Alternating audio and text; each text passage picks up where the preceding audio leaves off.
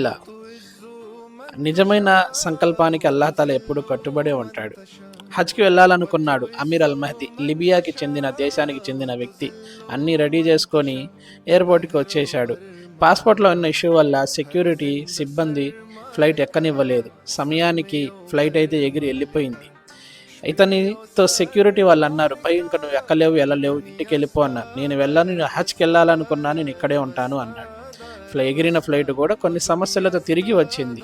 ఇతనికి మళ్ళీ అవకాశం వచ్చింది, మళ్ళీ బతిమలాడాడు, కానీ మళ్ళీ ఎక్కించుకోలేదు. ఎగిరి మళ్ళీ వెళ్ళిపోయింది ఫ్లైట్ రెండోసారి కూడా అదే సమస్యతో తిరిగి వచ్చింది.